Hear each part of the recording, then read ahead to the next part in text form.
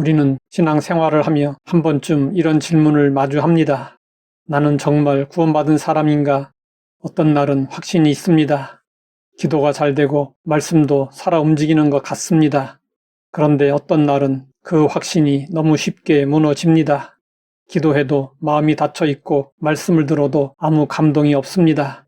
그럴 때 우리는 생각합니다. 혹시 나는 처음부터 잘못된 건 아닐까?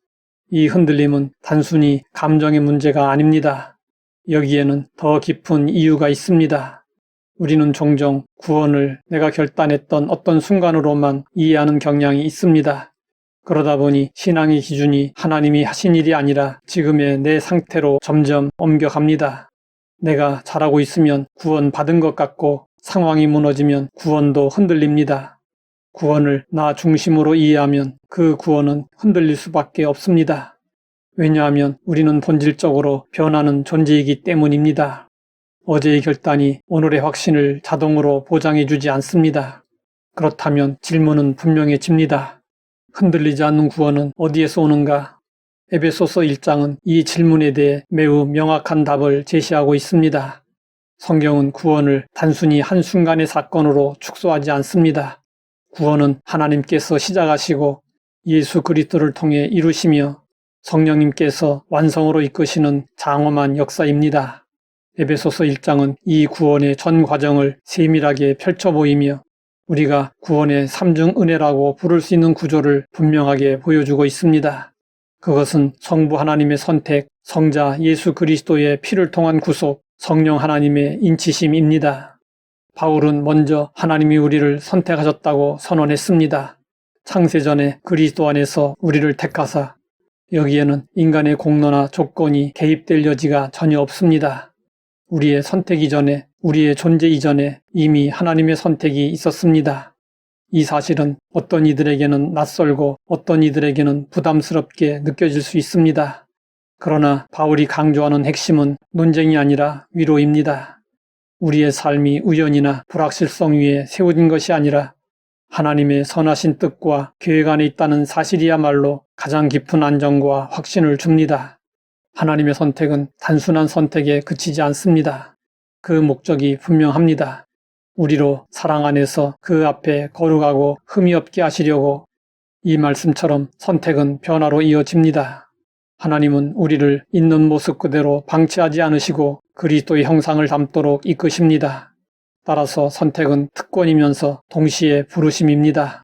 하나님께 선택받았다는 사실은 우리를 교만하게 만드는 것이 아니라 오히려 더 겸손하게 만듭니다. 왜냐하면 그 선택이 전적으로 은혜이기 때문입니다. 하나님의 선택이 계획이라면 예수님의 구속은 그 계획의 실현입니다. 바울은 우리가 그의 피로 말미암아 죄사함을 받았다고 말합니다. 우리는 그리스도 안에서 그의 은혜의 풍성함을 따라 그의 피로 말미암아 속량 곧 죄사함을 받았느니라. 여기서 속량은 값을 지불하고 자유를 얻는 것을 의미합니다. 우리는 죄의 권세 아래 있었고 스스로 그 속박에서 벗어날 수 없는 상태였습니다. 그러나 예수 그리스도께서 자신의 생명을 대가로 내어주심으로써 우리를 자유롭게 하셨습니다. 구속은 단순히 과거의 죄를 용서받는 데 그치지 않습니다. 그것은 새로운 관계의 시작입니다. 우리는 더 이상 정죄받는 존재가 아니라 하나님과 화목하게 된 존재입니다. 죄의 문제는 인간 존재의 가장 깊은 문제입니다. 그러므로 죄의 문제에 대한 해결 없이는 결코 평안할 수 없습니다. 그런데 예수님의 십자가는 바로 그 근원을 해결합니다. 그래서 바울은 이 구속을 그의 은혜의 풍성함이라고 표현했습니다. 구속은 최소한의 해결이 아니라 넘치는 은혜의 결과입니다. 이 구속의 은혜를 묵상할 때 우리는 두 가지를 동시에 보게 됩니다. 하나는 죄의 무게이고 다른 하나는 사랑의 깊이입니다. 죄가 가벼웠다면 십자가는 필요 없었을 것입니다.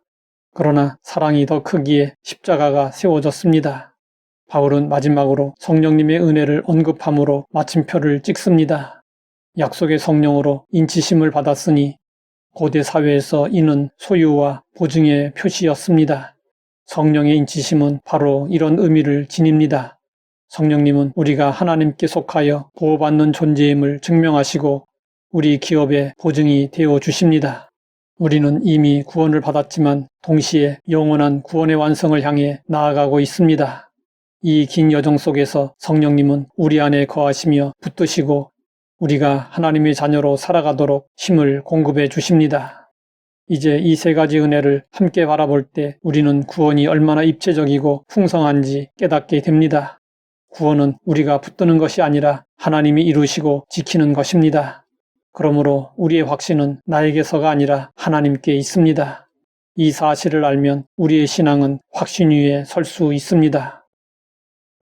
하나님 아버지, 우리를 택하사 구속하시고 인을 쳐주시니 감사합니다. 날마다 그 은혜를 기억하며 하나님의 자녀답게 살게 하옵소서. 예수님의 이름으로 기도드립니다.